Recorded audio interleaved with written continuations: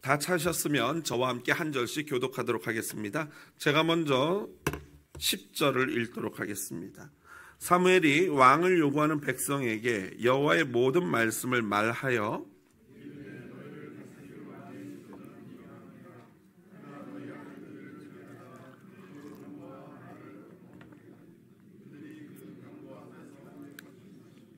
그가 또 너희의 아들들을 1000부장과 50부장을 삼을 것이며 자기 밭을 갈게 하고 자기 추수를 하게 할 것이며 자기 무기와 병거의 장비도 만들게 할 것이며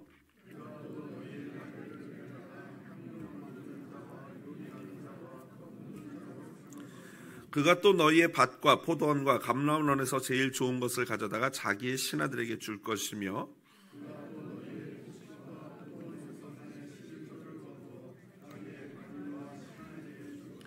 그가 또 너희의 노비와 가장 아름다운 소년과 나귀들을 끌어다가 자기 일을 시킬 것이며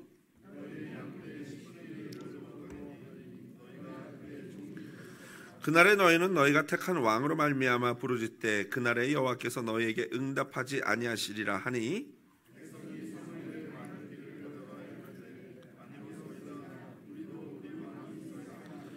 우리도 다른 나라들 같이 되어 우리의 왕이 우리를 다스리며 우리 앞에 나아가서 우리의 싸움을 싸워야 할 것이니이다 하는지라.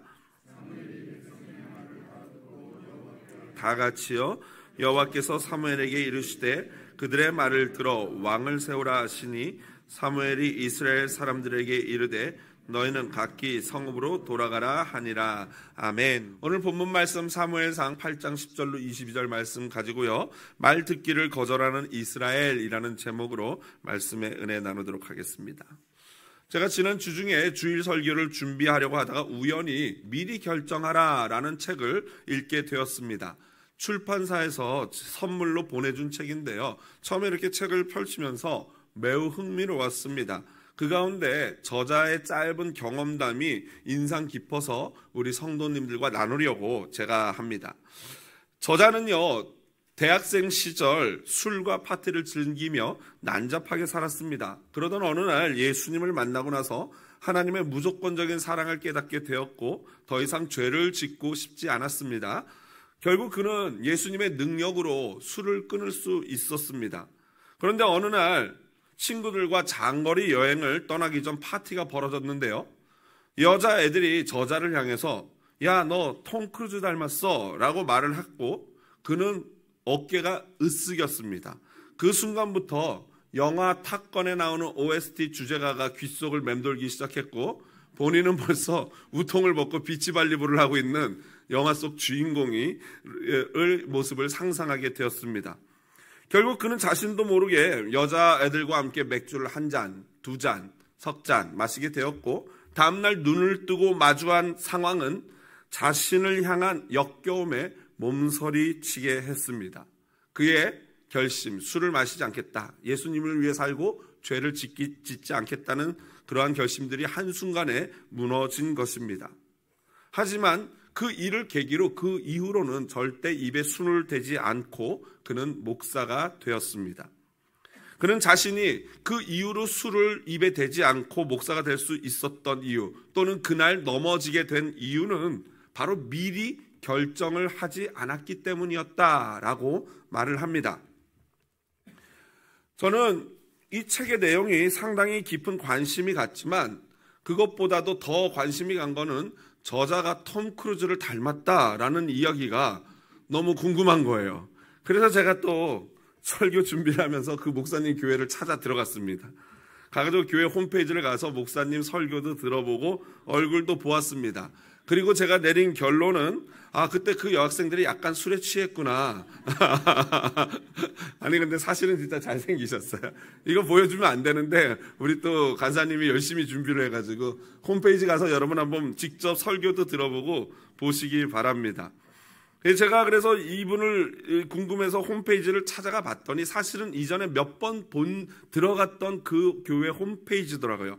이 교회는 오클라호마에 위치한 라이프 철치라고 최근 한 10수년간 전부터 전 미국에서 가장 이렇게 두각을 나타내는 그런 교회 중에 하나예요. 그래서 수십 개의 캠퍼스를 갖고 있는 그런 교회로 성장했고, 그 교회만 키우는 게 아니라 다 이렇게 흩어가지고 42개인가 되는 캠퍼스를 갖고 있는 그런 교회로 성장한 큰 대형처 교회입니다. 그 교회의 담임 목사이자 미리 결정하라라는 책의 저자인 크레이그 그로셀 목사님은요, 그 책에서 학자들의 조사 결과에 기초하여서 우리 모든 사람들이 매일 35,000가지의 결정을 한다고 말합니다. 여러분, 이게 믿어지십니까? 하루에 저와 여러분이 35,000개의 결정을 하면서 산대요. 그 결정한 것이 바로 저와 여러분의 삶이라는 거예요. 그래서 제가 가만히 생각해 봤어요. 진짜 35,000개 결정이 가능한가? 그랬더니 이렇게 생각해 보니까 가능하더라고요. 아침에 일어나면서 알람을 끄고 5분 더 잘까? 아니면 발딱 일어날까? 그렇죠? 이러면서 벌써 결정을 하죠. 또 일어나자마자 기도를 할까? 아니면 늦어서 그냥 갈까? 이것도 결정을 해요. 또 머리를 감고 갈까? 아니면 모자를 뒤집어 쓰고 출근을 할까? 이것도 결정을 하죠. 그리고 회사에 나가면서 스타벅스에 들려서 커피를 마실까 말까를 결정합니다. 그리고 커피를 마시는데 그란데를 마실까? 벤티를 마실까? 아니면 라떼를 마실까? 이걸 또 결정하죠. 그러다 보니까 이런 식으로 따지다 보니 아침에 한두 시간 안에도 벌써 예를 든 것만 해도 제가 5가지 정도 아닙니까? 만약에 이 외에도 더 많은 결정들이 있겠죠. 샴푸를 2번 할까? 린스를 쓸까 말까? 여러 가지 결정들이 있을 겁니다. 충분히 그런 것들을 합치면 35,000개의 결정이 되겠구나라는 생각이 들더라고요. 그렇다면 35,000번이라는 어마무시한 이 숫자의 결정을 할 때 어떻게 우리는 한 번도 틀리지 않는 잘못된 결정을 하지 않을 수 있을까?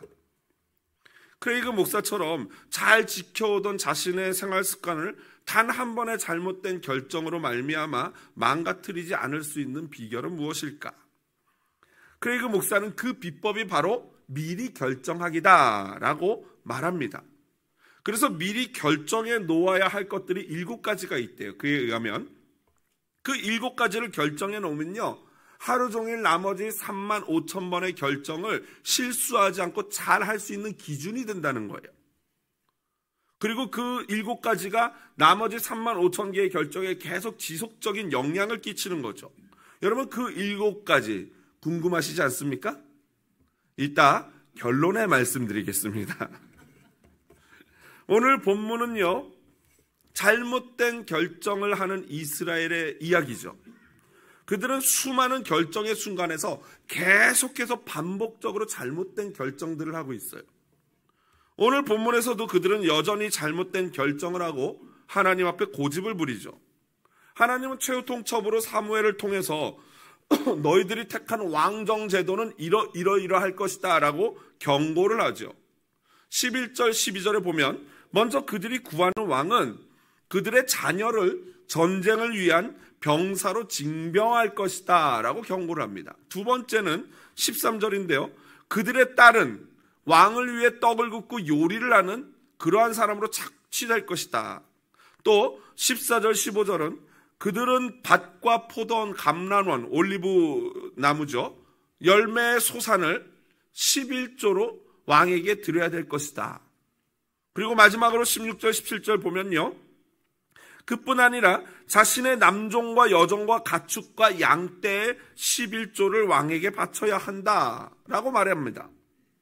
여기 특별히 16절을 보면 너희 노비와 가장 아름다운 소년과 나귀들을 끌어다가 나오는데요, 여기서 아름다운 소년들이라는 이 부분이 사실은 어떻게 보면 이 번역본마다 약간 다른데, 이 원래 아름다운 소년이라는 것은 최고의 베스트의 가축이라는 원어적인 의미를 가지고 있어요. 그래서 아마도 제가 볼 때는 이미 소년이나 아들은 앞부분에 나왔기 때문에, 종도 나왔기 때문에, 남종과 여종, 노비가 나왔기 때문에 이것은 아름다운 최고의 가축과 나귀라고 번역하는 것이 옳아 보입니다. 어쨌든 결론적으로 이스라엘은 자신들이 요구해서 세운 왕의 종이 될 것이다가 사무엘의 경고입니다. 그의 통치는 이스라엘을 괴롭게 할 것이고, 그들은 여호와 하나님 앞에 자신들이 요구해서 세운 왕 때문에 살려달라고 기도할 것입니다. 하지만 그날에 하나님은 절대로 응답하지 않겠다라는 것이 마지막 경고예요. 이 무시무시한 경고 아니겠습니까? 그럼에도 그들은 여전히 왕을 요구합니다. 왕이신 하나님과 그럼 인간 왕의 차이가 무엇인가? 왕이신 하나님은요, 저희들에게 끊임없이 주시는 하나님이세요. 주시는 왕이에요. 만나도 주시고 물도 주시고 메추라기도 주시고 전쟁에 나가서 싸워 승리케 하시는, 우리에게 끊임없이 주시는 분이 우리 왕이신 하나님이라면, 인간 왕은요 끊임없이 이스라엘에게서 어떻게 해요? 착취해요. 뺏어요. 가져가요. 이게 인간 왕과 하나님, 왕이신 하나님의 차이예요. 왕은 백성들에게 끊임없이 취하는 자입니다. 다만 애굽의 바로 왕과 차이가 있다면요, 뭐예요? 애굽의 바로 왕은 형제가 아니었다면 이제 이스라엘이 세울 왕은 자신의 형제예요. 그럼에도 불구하고 이 형제가 나를 착취하게 될 것이다 라는 거죠. 여러분, 이러한 형제가 형제를 착취하는 현상은요, 오늘날까지도 왕정제도 이후로 계속 이어지고 있어요. 왕은 사라졌지만 오늘날 자본주의 사회의 문제가 무엇입니까? 소수의 사람이 대부분의 부를 가지고 있다는 것이죠. 물론 자유민주주의 경제체제인 자본주의 사회에서는 개인의 자본이 인정이 되죠. 사유재산이 인정됩니다. 나쁜 게 아니에요. 그럼에도 불구하고 그러한 제도들로 말미암아 사회적인 불균형이 발생한다는 사실을 우리는 부정할 수 없습니다. 자, 그렇다면은 그러면 이 자본주의고 뭐 자유민주주의고 다 집어치우고 사회주의로 갈까요? 그건 또 아니잖아요. 사회주의, 공산주의가 틀렸다는 것은 이미 전 인류 역사적으로 밝혀진 바죠. 자유주의 사상을 대표하는 오스트리아 빈 출신의 사상가이자 경제학자인 프리드리 A. 하이에크는요, 그의 유명한 저서, 명저죠, 노예의 길이라는 데서 이 사회주의 제도의 문제에 대해서 이렇게, 경제제도에 대해서 이렇게 비판했어요. 지옥으로 가는 길은 선의로 포장되어 있다. 이거는 원래 유럽에서 오래전부터 내려오는 그런 속담이라고 하는데, 이것을 하이에크는 경제에 비유해서 인용한 거죠. 한마디로 포퓰리즘, 인기주의 영합해서 사람들에게 막 퍼주고 막 나눠주는 이런 배급하는 이런 거는요, 결국에는 선한 것 같지만 다 함께 어떻게 하는 거예요? 망하는 길이다, 지옥으로 가는 길이다 라는 그런 의미예요. 한마디로 인간의 제도는요, 완전한 사회를 만드는 것, 인간의 제도로는 완전한 사회를 만드는 것이 사실은 불가능하죠. 그럼에도 이스라엘은 가장 완전한 제도, 즉 하나님이 왕이 되어서 인간을 직접 통치하시는 이 완전한 제도를 버리고 이방 나라들과 같은 길을 걸으려 하는 것입니다. 이전까지 이스라엘의 정치나 경제 제도는 이랬죠. 이스라엘의 정치적으로는, 군사적으로는 사사가 이스라엘을 다스렸고, 영적으로는 제사장을 세워서 이스라엘을 통치했습니다. 그리고 그들은 모두 다 하나님의 손에 들려서 하나님의 말씀을 듣고 그의 말씀에 순종하는 자여야 했습니다. 그런데 그런 자들이 결국 하나님의 말씀을 듣지 않고, 하나님의 말씀이 사무엘서에 보니까 어떻게 됐다 그랬어요? 희귀해졌다 그랬어요. 말씀이 약해졌어요. 안 들려져요. 그런 시대가 되다 보니까 엘리와 같이 자기 마음대로 하는 사람들이 나타난 거죠. 결국 타락으로 말미암아 사람들이 왕정 제도를 요구하는 지경에 이르게 된 것입니다. 그럼에도 불구하고 왕이 통치를 하게 되면, 왕은 이제 하나님과 이렇게 막 직접적으로 다윗 같은 사람을 제외하고는 직접적으로 하나님을 구하고 이런 사람들이 흔치 않은 거죠. 그러면 사무엘이 경고한 것처럼 지금 갖고 있는 이스라엘 제도 때보다 왕정 제도로 가면 훨씬 더 나빠지는 거예요. 하나님의 음성은 더 안 듣는 거예요. 그런데도 불구하고 이스라엘은 계속 그 왕정 제도를 요구하는 거죠. 여러분, 이스라엘은 왕정 제도로 가기 전에는 나라에다 드릴 세금이 별로 없었어요. 예를 들자면은 레위인과 성막을 운영하기 위해서 그들의 소산의 11조만 드렸어요. 그리고 나머지 내는 세금이 하나 있었는데 그건 성전세 또는 인두세 또는 속전이라고 해서 하나님이 그들을 애굽에서 구출해 준 것에 대한 값으로서 모두 다 남자 여자 할 것 없이 반세겔을 내요. 그리 크지 않은 돈이에요. 그것만 내면 이들은 더 이상 나라에 낼 세금이 없었거든요. 하지만 이제 취하는 자인 왕을 세우게 되면요, 그 왕은요 수많은 물질의 11조, 가축의 11조, 그리고 자신들의 자녀들을 종으로 잡아가는 그런 일을 해야 됩니다. 하지만 사무엘의 이 예언이자 경고를 듣고도 그들은 끝까지 왕을 요구했고 실제로 사무엘의 예언이 이루어지죠. 예를 들자면 이런 거예요. 아합 왕은 나봇의 포도원을 빼앗죠. 그런데 그 와이프 이세벨이 나봇에게 누명을 씌웁니다. 왕과 하나님을 비난했다라고 누명을 씌우고 그 비난에 속은 사람들이 돌을 던져서 나봇을 죽여버리죠. 그러고 나서 열왕기상 21장 15절에 이세벨이 남편 아합에게 이렇게 얘기합니다. 읽어보겠습니다. 이세벨이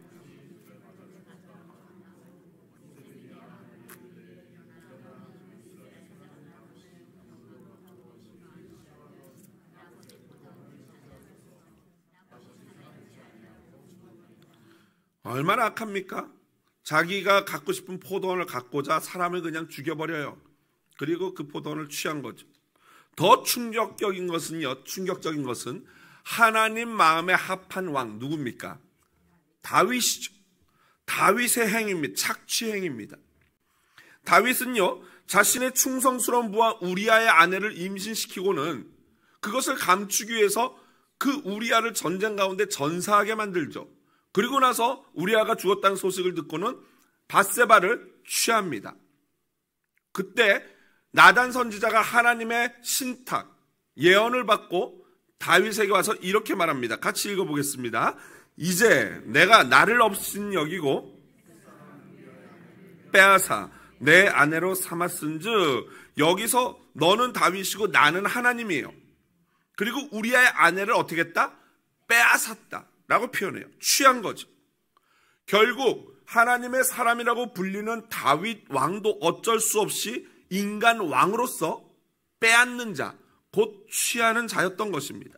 그렇습니다. 왕이신 하나님은 저와 여러분에게 베풀고 주시는 분이지만 인간 왕은요 여러분에게 취하는 자예요. 빼앗는 자예요. 그런데 이상하게도 이스라엘은 자꾸만 선하신 왕인 하나님을 밀어내고 인간 왕을 요구했던 것입니다. 이 정도 경고를 하면은 다시 한 번쯤은 생각해 봐야 되지 않겠습니까? 진짜 이게 이렇게 심각한가? 생각해 봐야 되지 않습니까? 그런데 이스라엘은요 요지부동이에요. 그래서 유진 피터슨 목사님은 백성들이 사무엘의 경고에 귀를 기울이지 않았다는 것은 여러 가지 점에서 믿기 힘들다라고 말할 정도예요. 그들은 자신들에게도 왕이 있어야 하는 이유에 대해서 다음과 같이 말합니다. 20절에 다 나와 있는데 세 가지로 분석을 해봤는데요. 20절 맨 상반절에 우리도 다른 나라들 같이 되게 하소서. 지난주에 이미 말씀드렸죠.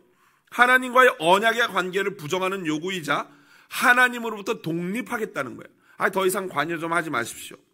이것은 아담과 하와가 하나님과 같아지려고 했던 그런 교만한 마음이라고 말씀을 드렸어요. 하지만 바울은 우리에게 이렇게 경고합니다. 같이 읽어보겠습니다. 너희는 이 세대를 본받지 말고 변화를 받아 하나님의 선하시고 기뻐하시고 온전하신 뜻이 무엇인지 분별하도록 하라. 아멘. 이 세대를 본받지 말래요. 자꾸 이 세상 사람들 하는 거 보고 부러워하지 말라는 거예요. 오직 마음을 새롭게 함으로 변화를 받아서 하나님이 선하시고 기뻐하시는 뜻이 무엇인지를 분별해야 해요. 여러분 왜 분별해야 할까요? 알아야 순종할 거 아닙니까? 하나님이 원하는 게 무엇인지를 깨달아야 그것에 순종할 수 있기 때문에 먼저 하나님이 원하는 게 뭔지를 분별하라는 거예요. J.B. 필립스는 이 말씀을 이렇게 멋있게 번역했어요. 너를 두르고 있는 세상이 너를 그 자체의 형태 속으로 밀어넣지 못하게 하라. 세상이 삼각형이에요. 그러면 우리를 자꾸 거기다 밀어넣지 말라는 거예요. 삼각형으로 만들지 말라는 거예요. 하나님의 세계가 만약 원이라면은 우리는 삼각형의 모양이 아니라 원의 모양으로 지키며 살아가야 한다라는 그런 말씀이죠. 우리는 세상과 구별된 존재인 줄로 믿습니다. 그러므로 절대로 세상과 같아지려 해서는 안 됩니다. 두 번째로 20절 중반절에 보니까 우리의 왕이 우리를 다스릴 것입니다. 지난주에도 살펴봤죠. 두렵고 조종할 수 없는 무시무시한 왕이신 하나님 말고 내가 필요하면 언제라도 스위치 눌러서 발사할 수 있는 인간 왕을 달라는 거예요. 세 번째로 20절 하반절입니다. 왕은 우리 앞에 나가서 우리의 싸움을 싸워야 할 것입니다. 나의 재산과 나의 건강과 나의 안녕을 지키기 위해서 이 왕정 제도를 이용하겠다. 내가 하나님이라는 거죠. 내가 주인이라는 거죠. 더 이상 하나님은 이스라엘의 군대 장관이 아닙니다. 잔소리하고 이래라 저래라는 당신은 좀 가만히 계십시오. 그런 말입니다. 이러한 이스라엘의 상태에 대해서 송병현 교수는 다음과 같이 말합니다. 같이 한번 큰 목소리로 읽어보겠습니다. 이 일은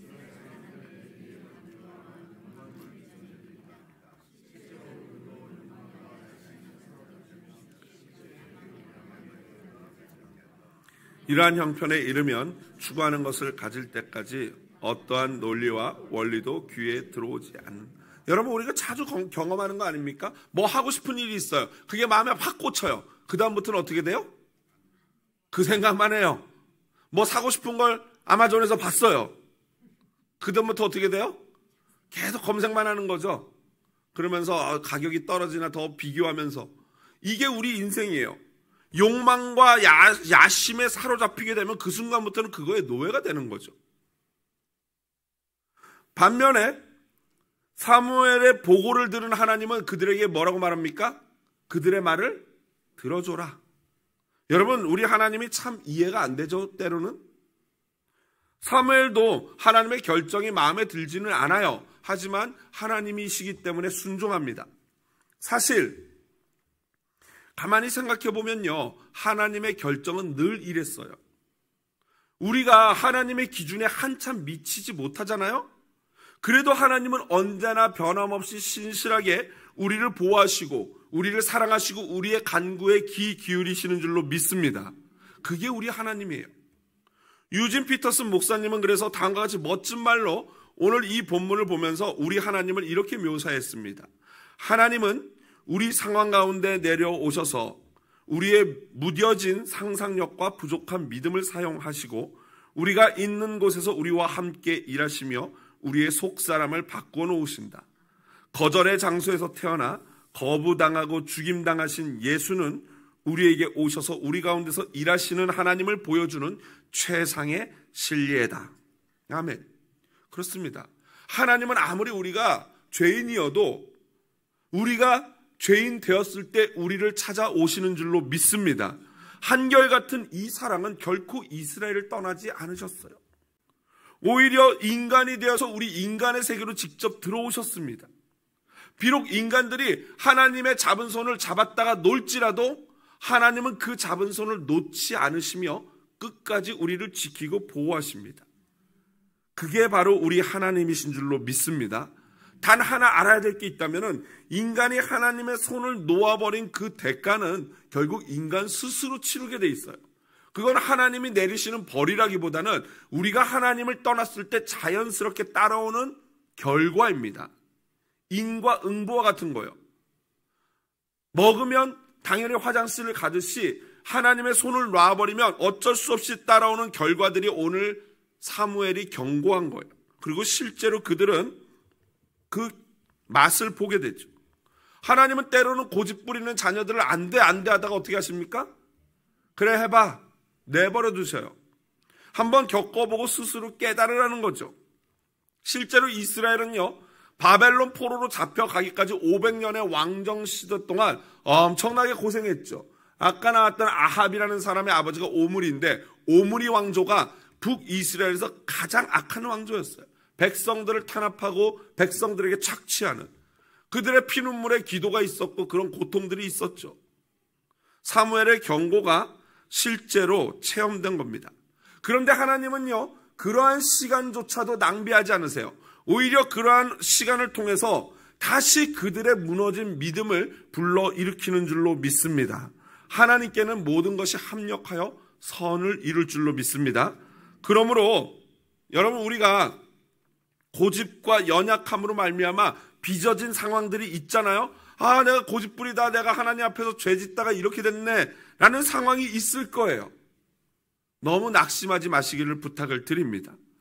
회개하고 돌이키면 하나님께서는 다시 회복의 은혜를 주실 줄로 믿습니다. 다만 정말 답답한 것은 다만 구태여 우리가 꼭 그것을 맛보아 알 필요가 있을까요? 꼭 경험해 봐야 되겠습니까?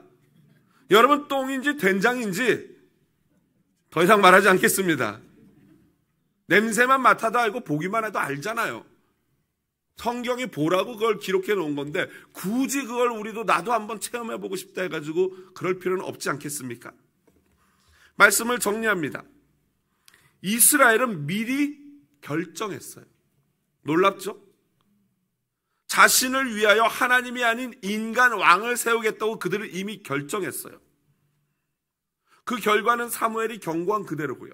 오늘 본문을 통해서 제가 얻는 놀라운 진리는 우리 인생에 결정하는 것들이 하나님을 위한 것이든지 아니면 자기 자신, 나를 위한 것이든지 간에 그 결정하는 것, 결정 자체가 뭐가 있어요? 파워가 있어요. 힘이 있어요. 그 결정하면은 결정한 대로 어떻게 돼요? 간다니까요.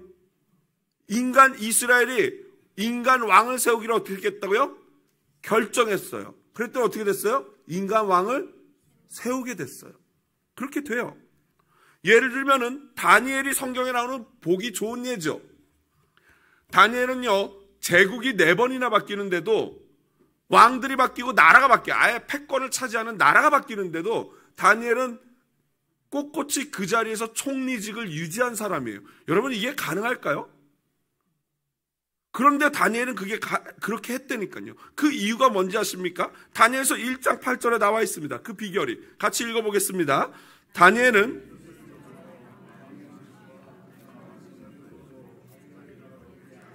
하고 자기를 더럽히지 아니하도록 환관장에게 이거예요.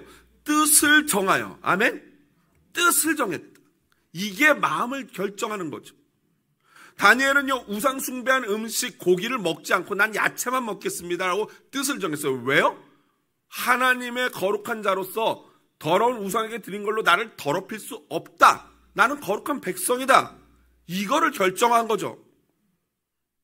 바로 제가 서론에 소개했던 크레이그 목사님의 미리 결정하는 것, 이 책에 말하는 것이 바로 이거예요. 하루 35,000번의 결정의 순간을마다 우리는 생각할 수 없어요. 그저 우리는 그 순간마다 본능적으로 아침에 일어나면서 끌까 말까 이거를 고민하고 결정하지 않아요. 순간적으로 결정하죠. 그렇게 됩니다. 그런데 그렇게 순간적으로 결정할 때 실수하지 않는 비결이 7가지 중요한 기둥을 세워놓는 거예요. 그걸 세워놓으면은 그 순간 결정할 때 그게 기준이 돼서 그 필터를 통과하면서 답이 나오는 거예요. 예스냐 노냐 답이 나오는 거죠. 여러분, 그래서 크레이그 목사님은요, 다음 7가지를 다음과 같이 말하는데요. 제가 하나 하면 여러분들이 크게 읽으시면 되겠습니다. 하나. 여러분, 이런 걸 읽을 때는요, 약간 좀 이렇게 결심하는 듯한 제스처가 좀 하나 이러면서 자, 하겠습니다. 하나. 아멘. 둘. 셋. 넷. 다섯. 여섯. 일곱. 아멘. 아멘. 할렐루야 권사님. 여러분, 이거예요. 이 7가지를 결정하면요, 나머지 39,993가지를 결정하는 것이 답이 나온다는 거예요. 예를 들면 친구가 어느 날 연락도 없는 녀석이 내가 신앙생활 열심히 하려고 결심한 걸 어떻게 하는지 전화해가지고 야, 오늘 술 한잔 마시러 갈래? 참 이슬. 이러면요, 여러분, 이게 어떻게 이 7가지가 딱 있으면 어디에 걸리겠습니까? 한번 보여주세요. 7가지. 그렇죠. 첫 번째, 나는 거룩함을 지킬 것이다. 여기 틱 걸리는 거예요. 그러면 no. 여러분, 주일에 어느 날 갑자기 친구 가족이 우리 같이 캠핑 가재. 좋은데 내가 캠핑날 예약해놨대요. 캠핑 가재요. 주일날. 여러분, 52주, 1년 52주 중에 한두 번, 3번? 4번까지 갈 수 있다고 쳐요. 그런데 10번 가고 이건 아니잖아요. 친구가 그런데 전화를 해가지고 내가 캠핑 날 얘기가 너는 몸만 와. 결정을 해야 돼요. 그러면 날씨도 좋은데 갈까 말까 그때 생각하면요. 날씨도 좋아서 어떻게 돼요? 가게 돼요. 그런데 이걸 미리 7개를 결정해 놓으니까 어떻게 돼요? 몇 번에 걸리겠어요? 캠핑 가자. 나는 하나님을 최우선으로 섬길 것이다. 충성할 것이다. 그러면 주의를 내가 어길 수는 없지. 안 돼. 바로 이거예요. 이게 바로 미리 결정함의 힘이에요. 새 가족이 왔어요. 그러면 몇 번에 걸리겠어요? 4번 한번 띄워주세요. 4번. 4번. 나는 선한 영향력을 발휘할 것이다. 5번. 나는 힘껏 베풀 것이다. 여기에 딱 걸리지 않습니까? 그래. 그러면 내가 좀 귀찮아도 저 사람은 내 스타일 아닌데? 이러더라도 선한 영향력을 발휘하겠다. 나는 힘껏 베풀 것이다. 그럼 내가 가서 손잡아주고 인사해야 되겠네. 여러분 답이 나오지 않습니까? 이거예요. 이게 바로 미리 결정함의 힘입니다. 그런데 성경은요 이미 말한 거예요. 성경은 이걸 뭐라고 표현하고 있냐면 마음 지킴. 뭐라고요? 마음 지킴이라고 표현해요.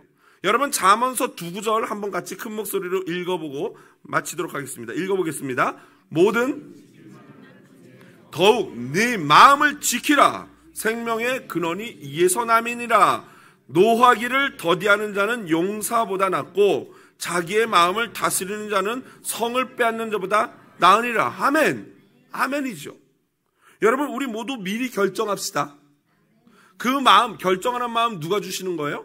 성령이 주시는 거예요. 그리고 그 결정한 걸 지킬 수 있는 힘도 누가 주시는 거예요? 하나님, 성령님이 주시는 거예요. 크레이그 목사님이 그 한 번 실패 이후로 이거를 결정하고 이 7가지를 정해서 결정하고 지킬 수 있는 힘도 하나님이 주신 줄로 믿습니다. 기도하는 마음으로 여러분 이제 제가 이거를 저도 또 이제 카피의 대가 아니겠습니까? 이분의 7가지를 저는 5가지로 바꿨어요. 그래서 제가 5가지를 외치면은 여러분은 주먹을 쥐고 아멘 하시면 됩니다. 한번 해볼게요. 1. 아니 연습해본다. 아멘 해본다고요. 1. 아멘. 그렇죠. 자 읽어보겠습니다. 하나님만 사랑하기로. 아멘. 세상과 구별되어 거룩하기로. 아멘. 하나님께 충성하기로. 아멘. 선을 베풀고 선한 영향력을 발휘하기로. 아멘. 다 같이 끝까지 포기하지 않고 노력하고 사랑하기로. 아멘. 아멘. 우리 오늘 마음을 확정하는 저와 여러분 되시길 바랍니다.